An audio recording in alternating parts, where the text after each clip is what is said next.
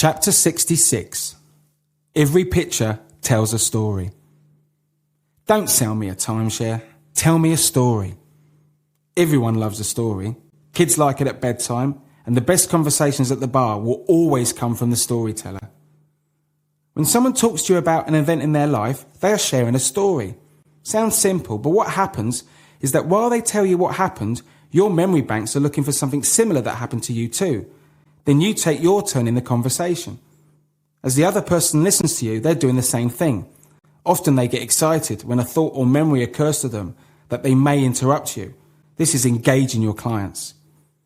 Basically, stories contain elements, usually specific words that trigger memories in people. If I tell you about my experience stuck in a traffic jam coming to work today, I am setting your mind to drift off mentally into thinking about a time when you were stuck in a traffic jam. Not a good story to tell when selling timeshare. However, if I tell you about my honeymoon and staying in a 5-star hotel with a room with an amazing ocean view, your mind tends to drift into a more positive thought. Maybe your honeymoon or the last time you stayed in a room with a fantastic view. I talk about lunch, and if you've not eaten, your mind will think of food. All this is fantastic news for you, because by the way you tell stories, you can control the mood and feelings of your clients. Most important is that you use your listening skills. Take what you heard early on from your warm-up to make sure your stories fit the situation. Be aware of what you say, as your words are causing activity in your client's mind. You don't want to be telling stories about honeymoons, say if they're in a second relationship and not married to each other. Any talk about honeymoons may trigger past thoughts about an ex.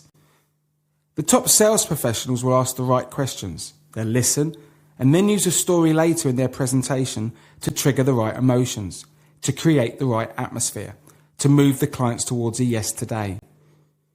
You want your clients to be thinking in a positive way. Keep them focused on what they get from your buying your timeshare, and keep them focused with a story that reminds them of their wants. As you're reading this, your mind will start thinking of stories that you tell your clients on your presentation. It's not the voice that commands the story, it's the ear. And that's a quote from Italo Calvino. Here's top 10 story tips.